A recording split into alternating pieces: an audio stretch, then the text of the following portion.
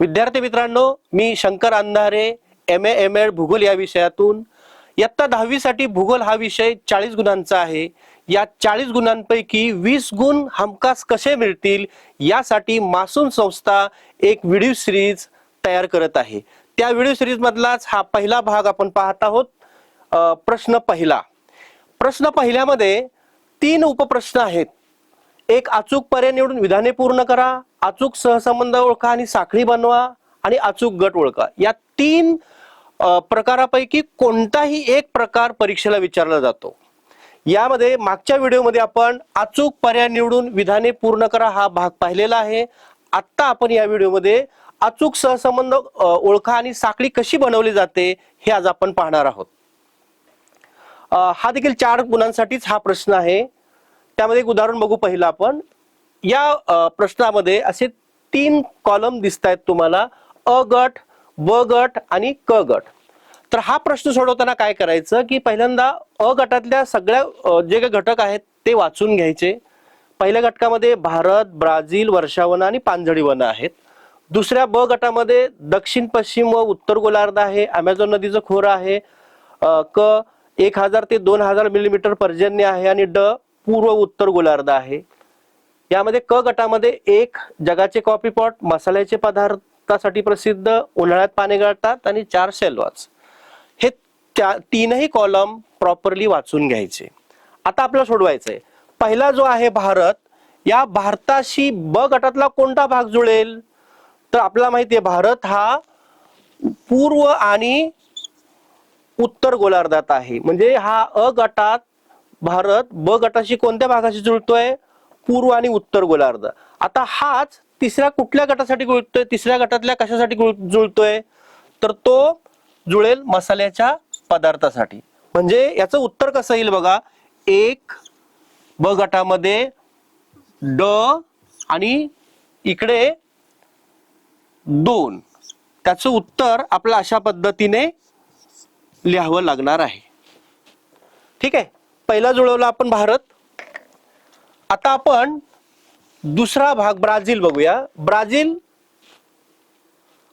Brazil जो आहे तो आता ब्राझील ब गटात कशाशी जुळेल? तर ब्राझील हा दक्षिण, पश्चिम व उत्तर गोलार्ध अशा 3 गोलार्धात आहे. आणि क गटामध्ये कशाशी जुळेल? तर ते कॉफीचं पॉट. म्हणजे या प्रश्नामध्ये दुसऱ्याचा क्रमांक कसा असेल? 2 अ आणि 1 अशा पद्धतीने ही दुसरी जोडी आपल्याला लावायची आहे. आता आपण तिसरी जोडी बघूया, वर्षावन. आता वर्षावन कुठे आढळतात? ब गटामध्ये आपल्याला कशाशी जुळेल? तर वर्षावन ही प्रामुख्याने अमेझॉन नदीच्या खोऱ्यात आढळतात. त्यामुळं हे ब गटामध्ये या ब शी जुळेल. त्यानंतर ह्या वर्षावनांना सेलॉज म्हणतात. त्यामुळं क गटामध्ये 4 नंबरला जुळेल. म्हणजे बघा हे कसं होईल उत्तर ह्याचं. 3 ब आणि 4 अशा पद्धतीने आपल्याला जोडी लावावी लागेल. आता चौथी जोडी लावणं अतिशय सोपं आहे. कसं? कारण उरलेला जो भाग असेल तो उत्तरात येईल. पानझडी वन 1000 ते 4000 मिलीमीटर 2000 मिलीमीटर पर्जन्य पाऊस पडणाऱ्या प्रदेशात आणि उन्हाळ्यात पानं गळतात. त्यामुळे त्याची जोडी काय येईल? 4 क आणि 3. लक्षात आलं तुमच्या? ठीक आहे, आपण अशाच पद्धतीने अजून एक उदाहरण बघूया. आता इथे बघा, मगासारखंच उदाहरण आहे आपल्या पुढे. आपण ठरल्याप्रमाणे अ गटातले 4ही नीट वाचून घ्यायची आहेत. ब गटातले 4 घटक नीट वाचून घ्यायचे आहेत. क गटातले 4 घटक नीट वाचून घ्यायचे आहेत. आता हे वाचून घेतल्यानंतर आता हिमालय हा घटक ब गटात कशाशी जुळला जाईल? तर हा हिमालय हा अर्वाचीन वली, वली म्हणजे पर्वत. तर हा हिमालय अर्वाचीन वली म्हणजे उत्तर कसं असेल? 1 ड. आता हा कुठे जुळेल दुसरीकडे?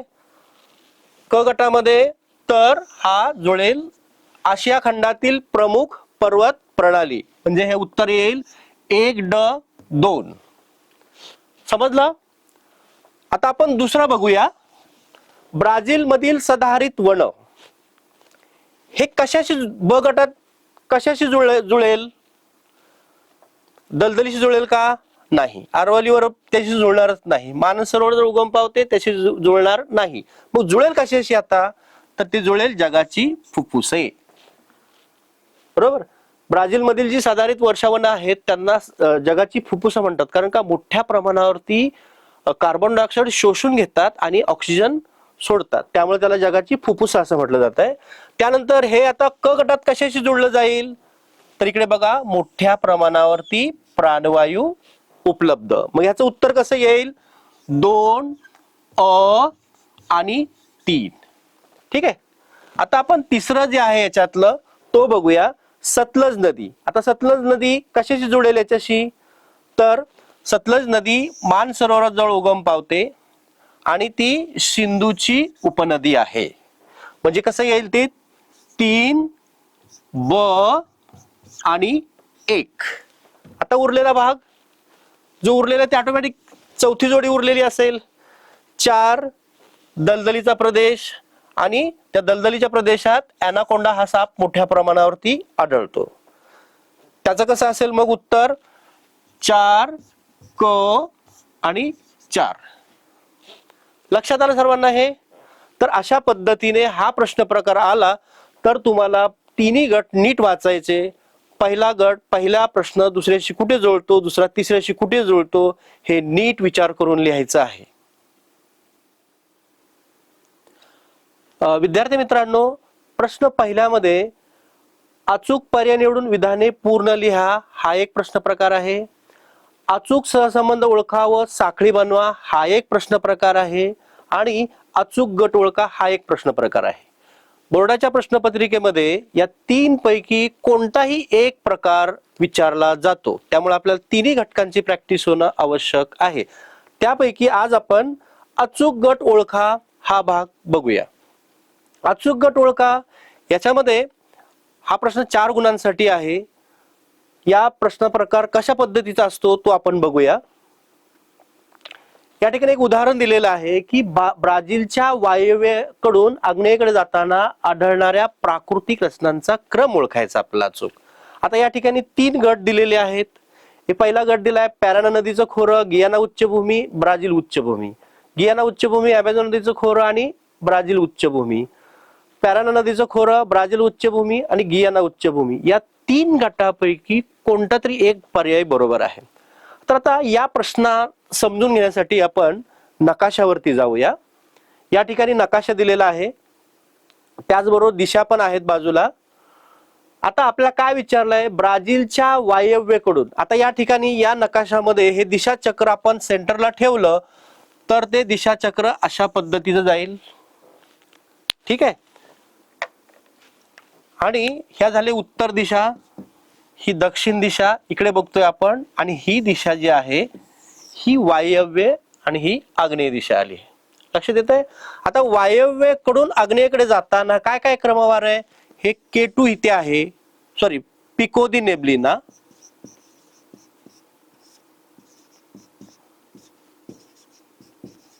पिको दी नेब्लिना हे शिखर आहे. त्याचबरोबर इथे एक गियाना उच्चभूमी सुद्धा आहे, गियाना उच्चभूमी आहे. त्यानंतर इथे अमेझॉन नदीचं खोरं आहे. त्यानंतर इकडे ब्राझीलची उच्चभूमी आहे, तुम्हाला नकाशात दिसतं इकडे ब्राझील उच्चभूमी. आणि नंतर हा आहे पुढचा गट अजस्त्र कडा.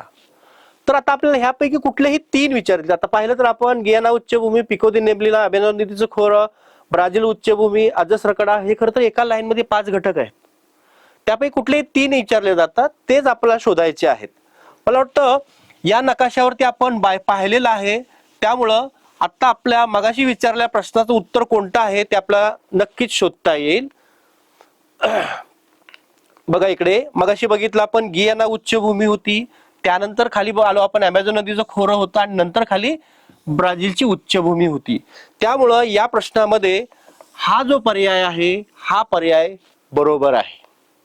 ठीक आहे. आपण असंच आता आपण पुढचं एक उदाहरण बघूया. आता आपण भारतातलं बघूया. भारताच्या दक्षिणेकडून उत्तरेकडे जाताना खालील पर्वत क्रमावर आढळतात. आता यामध्ये जोडी दिले, 3 गट दिलेले आहेत. निलगिरी पर्वत, सातपुडा पर्वत, विंध्य पर्वत. सातपुडा, निलगिरी आणि विंध्य. आता हे जे 3च पर्वत आहेत त्यांचा फक्त क्रम बदललेला आहे. ओके.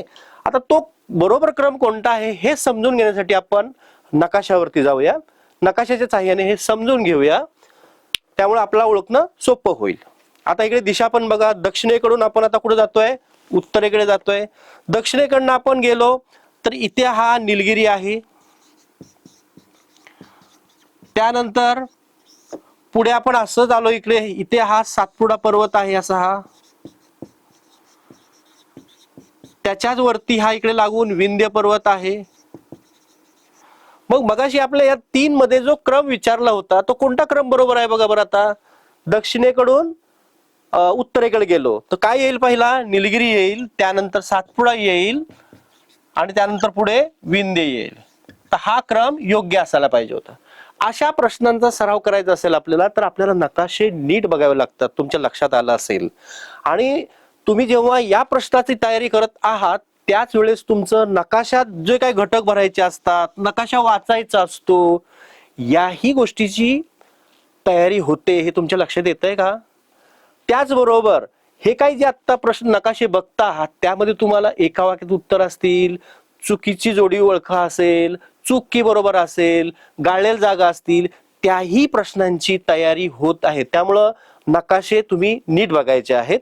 आता आपण पुढे जाऊया. लक्षात आलं तुमच्या? त्यामुळे आपण हा जो क्रम आहे हा क्रम बरोबर आहे. ठीक आहे. आपण ह्याच्यावरच अजून एक असंच उदाहरण पाहूया. एक उदाहरण. आता आपण भारताच्या दक्षिणेकडून उत्तरेकडे जाताना, आता इथेही दक्षिणेकडून उत्तरेकडेच जायचंय, पण इथे किती पठार दिलेले आहेत? 3. कर्नाटक, महाराष्ट्र आणि बुंदेलखंड. फक्त यांचा क्रम बदललेला आहे. त्याबरोबर चौथं एक छोटा नागपूर आहे. तर ह्यापैकी कोणता क्रम बरोबर आहे हे समजून घेण्या अगोदर आपल्याला ही खरंच पठार कुठे कुठे आहेत ते समजायला पाहिजे. तेव्हा तुम्ही त्याला क्रम लावू शकाल ना. तर त्यासाठी आपण नकाशाचा आधार घेऊया. नकाशा साहाय्याने आपण बघूया कोणकोणती पठार आहेत ती. दक्षिणेकडून आपल्याला जायचंय, उत्तरेकडे जायचंय. त्यामुळे बघा आता इथे साधारण हा कर्नाटक राज्याचा भाग आहे. त्यामुळे इथला जो भाग आहे तो कर्नाटक पठार. महाराष्ट्रातला जो भाग आहे त्याला महाराष्ट्र पठार. इकडच्या म्हणजे दक्षिण पठाराचा जो भाग आहे त्या पठारांना त्या राज्यांच्या नावावरून ओळखलं जातं. जसं की महाराष्ट्र पठार, कर्नाटक पठार, तेलंगणाचे पठार अशी नावं आहेत. आता जी उत्तरेकडची जी पठार आहेत ती म्हणजे इकडे बघा आपण, इकडे मारवाडचे पठार, इथे माळव्याचे पठार, इथे मारवाड, इथे माळवा. ओके. त्यानंतर इथे बुंदेलखंड,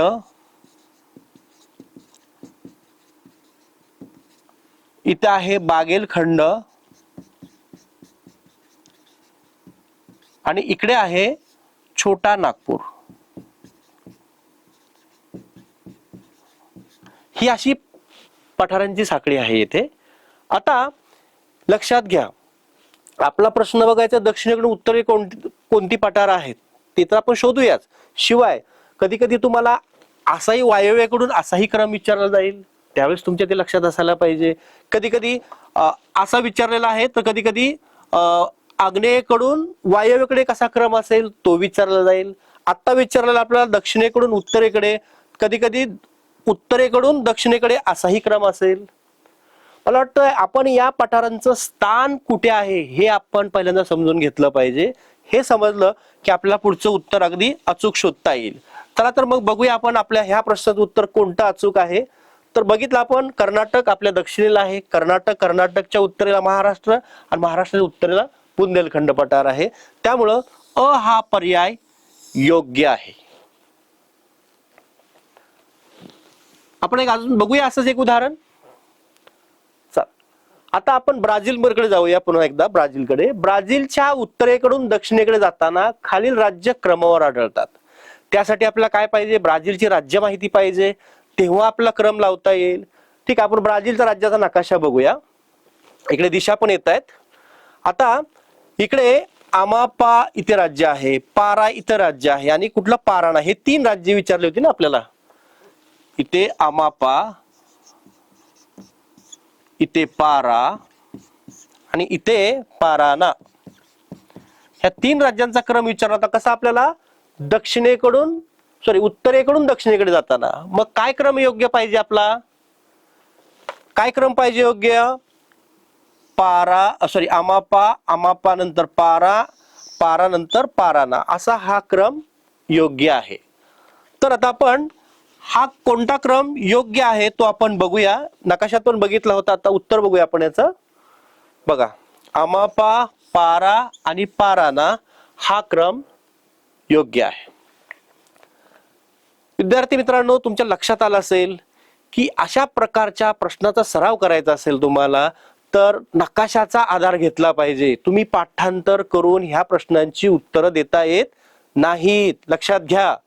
कारण हे तुम्हाला नकाशात डोळ्यासमोर दिसतं.